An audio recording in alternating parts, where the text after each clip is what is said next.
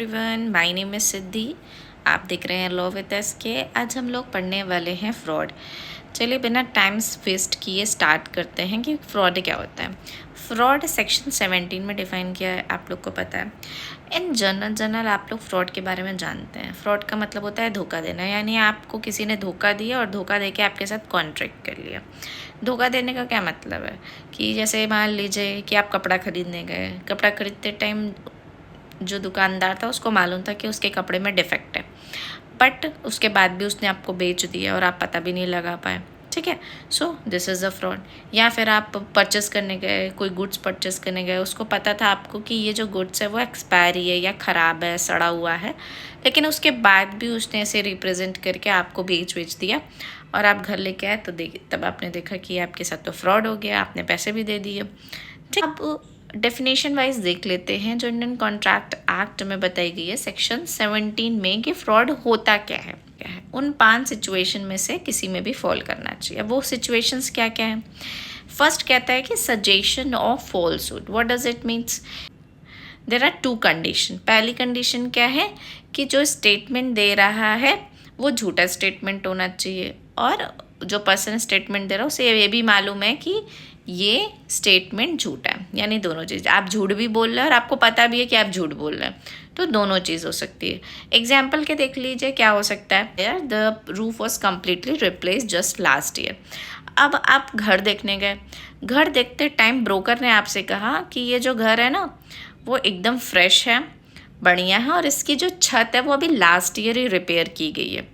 But broker को ये बात मालूम थी कि वो रिपेयर 10 साल पुराना घर है ये, और जब बारिश हो जाती है तब यहाँ से पानी भी टपकता है। सो उसे इन चीज़ों के बारे में पता थी, तो यहाँ पे दोनों कंडीशन फुलफिल होती है। पहला तो वो झूठ बोल रहा है और उसे मालूम है कि वो झूठ बोल रहा है, दोनों चीज़ होनी चाहिए, क्योंकि यहाँ पे हमेशा इंटेंशन देखी जाती है।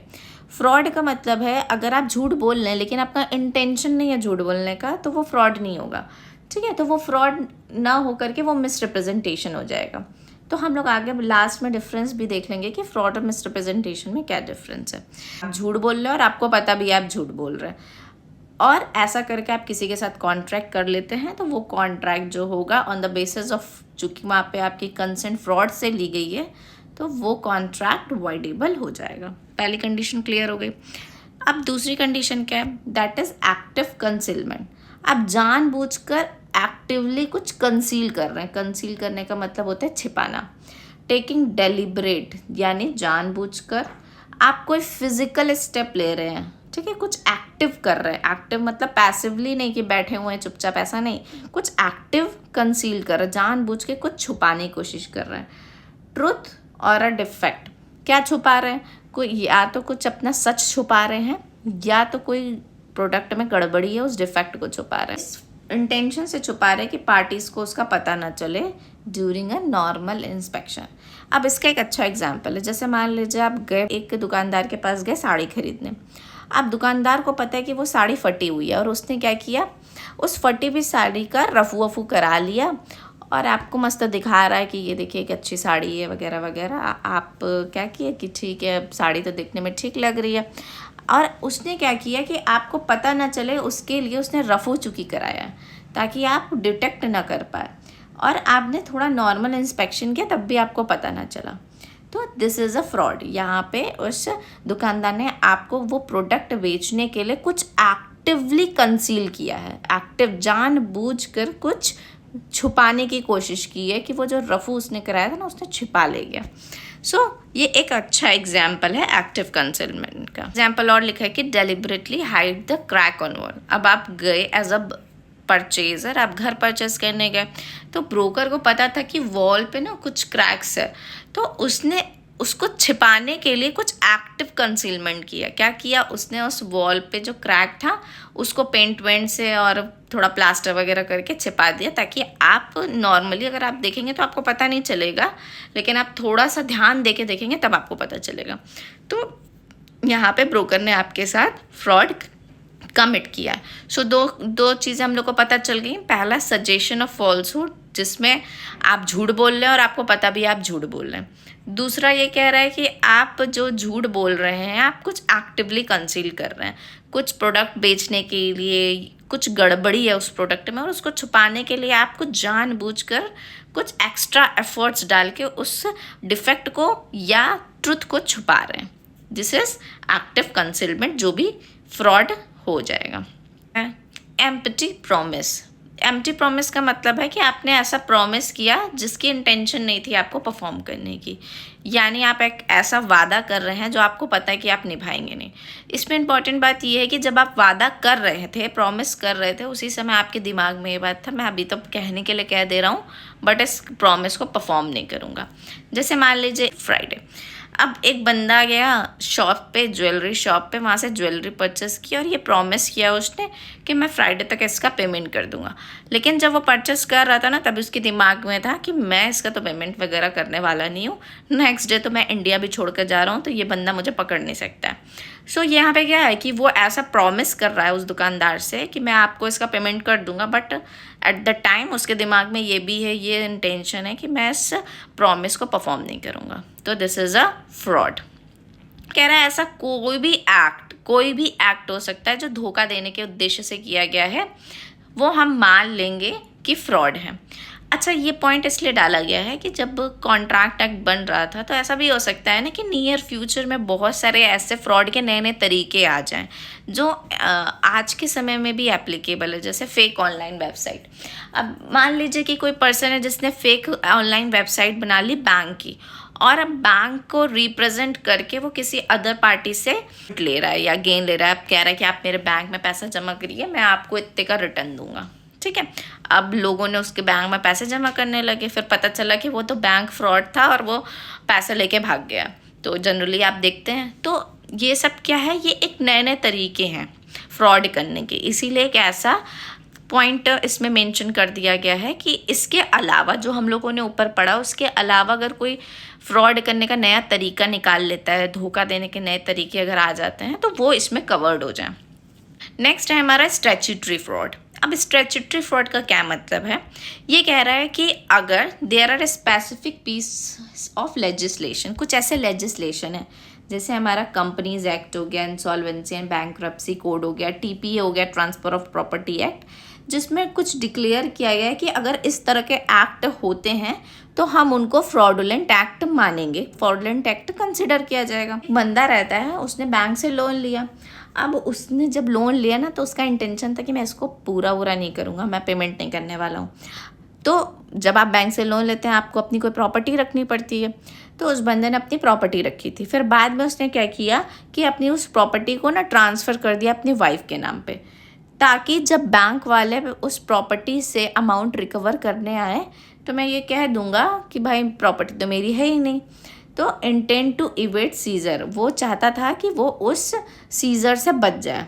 सीजर मतलब कब्जा करना। Declare fraudulent under section 53 of the transfer of property act. अब ये जो पूरा सिनेरियो है ना, ट्रांसफर ऑफ प्रॉपर्टी एक्ट में सेक्शन 53 के अंदर फ्रॉडुलेंट डिक्लेयर किया गया।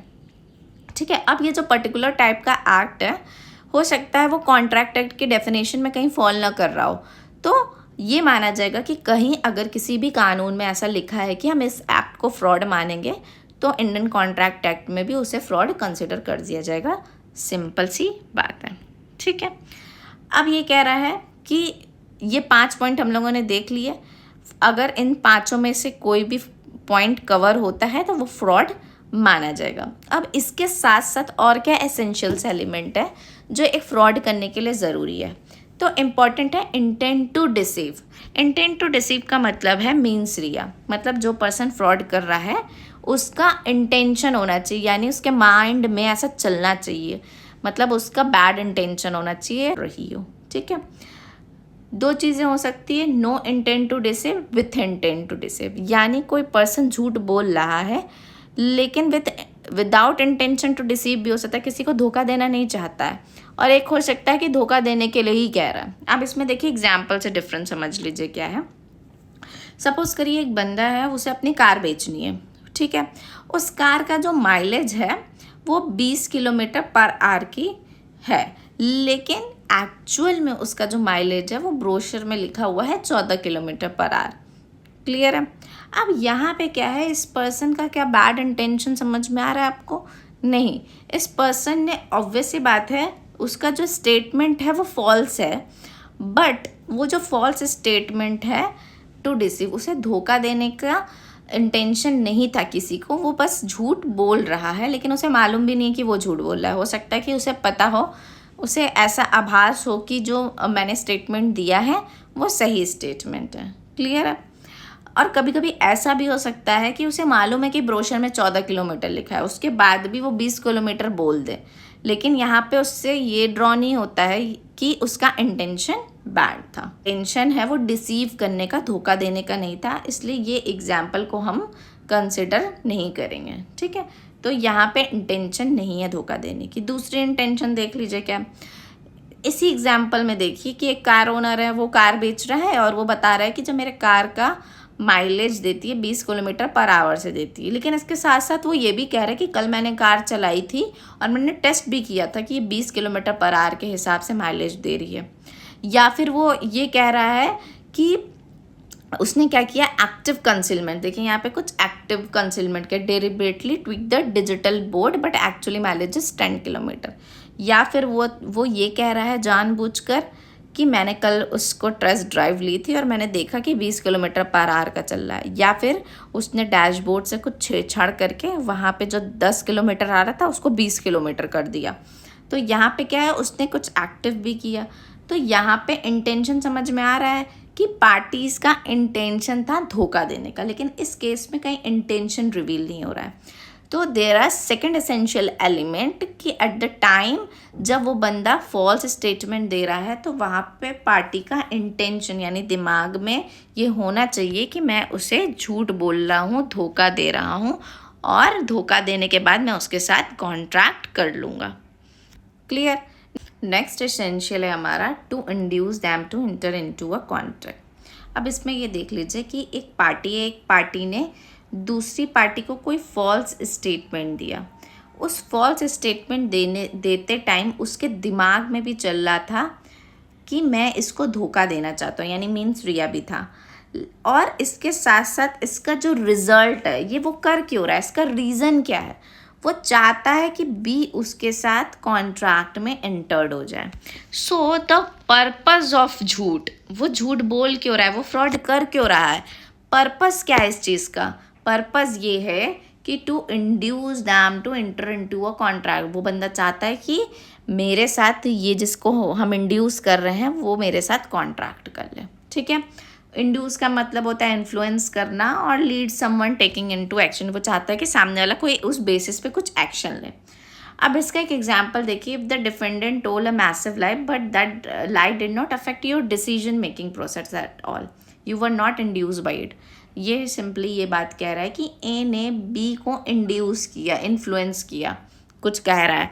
जैसे आप साड़ी खरीदने गए, वो मार एकदम दिखा रहा है आपको साड़ी की, ले लीजिए बहुत बढ़िया साड़ी है ये वगैरह वगैरह, लेकिन आपको पता चल गया कि इसमें इस साड़ी में डिफेक्ट है। ठीक है, लेकिन आपने ये जताया नहीं कि मुझे पता है कि साड़ी में डिफेक्ट है। आप कहे ठीक है बेटा बेच रहे हो, कोई बात नहीं। उसके बाद भी आपने परचेस कर ली प्रोडक्ट, और घर आने के बाद आप उस बंदे के ऊपर फ्रॉड का केस कर रहे हो। तो कोर्ट कहता है ऐसे नहीं चलेगा।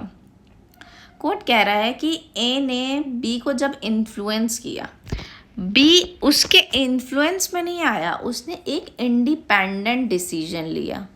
उसने इन्फ्लुएंस में आके साड़ी को परचेस नहीं किया, उसने इंडिपेंडेंट डिसीजन लिया। क्या इंडिपेंडेंट डिसीजन लिया? उसको पता था कि ठीक है साड़ी खटी है फटी है, वैसे भी उसे साड़ी नहीं पहननी है। वो उस बंदी को पता था कि वो उसे साड़ी वैसे भी नहीं पहननी है, उसको उससे सूट बनाना है, तो ये कटिंग में निकल जाएगा। तो on the basis of that उसके दिमाग में ऐसा चल रहा था, इसलिए उसने उस साड़ी को परचेस किया। तो यहाँ पे क्या है, क्या ए के इन्फ्लुएंस में आके बी ने साड़ी परचेस की है? नहीं, ना इंडिपेंडेंट डिसीजन लिया। ठीक है, तो यहाँ पे यही कह रहा है कि एसेंशियल्स क्या हैं। एसेंशियल्स ये कहता है 3 चीज़ें इंपॉर्टेंट होती है फ्रॉड के लिए। पहला, ए जो है वो इंड्यूस करेगा। क्या इंड्यूस करेगा? इंड्यूस करने का मतलब है कि वो इन्फ्लुएंस करने की कोशिश करेगा बी को। दूसरा क्या करेगा ए इसके साथ अपने दिमाग में ये कहेगा कि मुझे इसके साथ फ्रॉड करना है, फ्रॉड करने का इंटेंशन होगा। उस इंटेंशन के साथ जो ए है वो ये चाहेगा, वो ये सब कर क्यों रहा है विथ एंड, इसलिए वो कर रहा है कि जो बी बंदा है वो उसके साथ कॉन्ट्रैक्ट में इंटर हो जाए। और कॉन्ट्रैक्ट में इंटर क्यों हो रहा है? क्योंकि वो इंड्यूस कर रहा है, इसलिए इंटर्ड हो रहा है। तो ये तीनों एसेंशियल्स इंपॉर्टेंट होते हैं। यानी ए बी को इन्फ्लुएंस करेगा। क्यों इन्फ्लुएंस कर रहा है? धोखा देने के इंटेंशन से इन्फ्लुएंस कर रहा है। पर्पस क्या है इन्फ्लुएंस करने का? वो चाहता है कि दूसरी पार्टी उसके साथ कॉन्ट्रैक्ट कर ले। ठीक है। फ्रॉड होने के लिए कुछ एसेंशियल एलिमेंट है। सबसे पहली बात, फ्रॉड फॉल्स स्टेटमेंट, यानी आपने झूठ बोला हो। दूसरा, he must know that the statement is false. आप झूठ तो बोल ही रहे हैं, लेकिन आपको इसके साथ साथ ये भी पता है कि आप झूठ बोल रहे हैं। ऐसा नहीं है कि आप इग्नोरेंस में हैं। थर्ड वर्जन, आपको ये भी पता है कि आप इस इंटेंशन से झूठ बोल रहे हैं कि आपको सामने वाले को चीट करना है। And the last one is, आपके स्टेटमेंट की वजह से दूसरी पार्टी डिसाइड करती है कि आपके साथ वो कॉन्ट्रैक्ट करेगी। तो दिस इज़, ये सारी चीज़ें मिला करके फ्रॉड बनती है। ऐसा नहीं है कि 0.1 है लेकिन 2 नहीं है, 3 है लेकिन 4 नहीं है। इनमें से सारी कंडीशंस फुलफ़िल होनी चाहिए। ये चारों कंडीशन जब तक फुलफ़िल नहीं होगी तब तक वो फ्रॉड नहीं माना जाएगा। नेक्स्ट केस है हमारा डेयरी वर्सेस पिग। अब इस केस में क्या होता है कि एक कंपनी रहती है, ठीक है। ये कंपनी एक प्रोस्पेक्टस इशू करती है। प्रोस्पेक्टस क्या होता है? जब कंपनी को मार्केट से पैसे उठाने रहते हैं तो वो शेयर इशू करने के लिए एक प्रोस्पेक्टस निकालती है, जिसमें सब बातें लिखी होती हैं कि शेयर का क्या प्राइस होगा, हमें पैसा क्यों चाहिए, वगैरह वगैरह। तो कंपनी प्रोस्पेक्टस में लिखती है कि उसे पैसा इसलिए चाहिए क्योंकि जो ये कंपनी है वो ट्राम्स चलाती है। ट्राम्स क्या होता है? ट्रामवे आपने सुना होगा, ट्रेन की तरह होता है जो सड़कों पे चलता है। ये जो पहले ट्राम्स था ना, वो घोड़े से खींचा जाता था, लेकिन इस प्रोस्पेक्टस में कंपनी ने लिखा कि अब हम घोड़ों से नहीं इस ट्राम को खींचेंगे, हमें मिशन मिल गई है और हम अब इसको स्टीम से चलाएंगे। आप लोग इस कंपनी के शेयर परचेस करिए। तो सब लोग कंपनी के शेयर परचेस करते हैं, लेकिन बाद में क्या होता है कि स्टीम से चलाने की जो परमिशन है ना, वो नहीं मिल पाती है कंपनी को। तो पीक नाम का एक व्यक्ति रहता है जो कंपनी के अगेंस्ट सूट फाइल कर देता है कि कंपनी ने फ्रॉड किया है हमारे साथ, फ्रॉड करके हमसे पैसे ले लिए। अब कोर्ट को ये डिसाइड करना है कि यहाँ पे कंपनी ने फ्रॉड किया है कि नहीं। तो फ्रॉड के क्या एसेंशियल्स हैं? पहली एसेंशियल्स ये होती है कि जो फॉल्स स्टेटमेंट है वो होना चाहिए। तो क्या यहाँ पे फॉल्स स्टेटमेंट है? यस, कंपनी को ट्राम खींचने के लिए घोड़े की जगह स्टीम यूज़ करनी थी और स्टीम की उसे परमिशन नहीं मिली थी, लेकिन वो ये कह रही थी कि मुझे परमिशन मिल गई है। तो यानी स्टेटमेंट तो फॉल्स था। दूसरी बात कि ये जो फॉल्स स्टेटमेंट है, क्या कंपनी जानती थी कि वो फॉल्स स्टेटमेंट दे रही है? नहीं, कंपनी को नहीं पता था, क्योंकि कंपनी ऐसा बिलीव कर रही थी कि उसे परमिशन मिल जाएगी। यहाँ पे कंपनी अपने पार्ट पे झूठ नहीं बोल रही थी, लेकिन एक्चुअल में वो स्टेटमेंट झूठ था, बट उसे नहीं पता था कि वो झूठ बोल रही है। And the third one, intention to deceive. क्या धोखा देने का उद्देश्य था कंपनी का? Answer is no. At the time जब कंपनी ने प्रोस्पेक्टस इशू किया था, उसके माइंड में ये थोड़ी ना था कि मैं मार्केट से पैसा उठा लूँगी और वगैरह वगैरह। कंपनी को पता था, उसे लग रहा था कि मुझे परमिशन मिल जाएगी बोर्ड से, लेकिन नहीं मिली। तो यहाँ पे धोखा देने का इंटेंशन मीन्स रिया नहीं मिल रहा है। And the fourth one, company को क्या पता था कि वो कॉन्ट्रैक्ट कर रही है? यस, कंपनी ने कॉन्ट्रैक्ट किया। ऐसा स्टेटमेंट दे करके वो चाहती थी ना कि पब्लिक उसके शेयर्स परचेस करे। तो शेयर परचेस करना एक कॉन्ट्रैक्ट होता है ना। तो ये भी प्रेजेंट है। यहाँ पे सिर्फ एक चीज़ प्रेजेंट नहीं है, कंपनी का इंटेंशन धोखा देने का नहीं था और कंपनी को भी नहीं पता था कि वो धोखा देने के लिए गलत स्टेटमेंट यूज़ कर रही है। सो इस केस में कोर्ट ने कहा कि यहाँ कंपनी का इंटेंशन चूंकि फ्रॉड करने का नहीं था, इसलिए ये फ्रॉड का केस नहीं बना। ओके, लेक्चर कंप्लीट होता है। लेक्चर अच्छा लगा हो तो लाइक शेयर सब्सक्राइब करो। अभी फ्रॉड कंप्लीट नहीं हुआ है, इसका एक और टॉपिक है जिसमें हम लोग थोड़ा सा डिटेल में पढ़ना है, इसलिए नेक्स्ट लेक्चर बनाएंगे। ओके।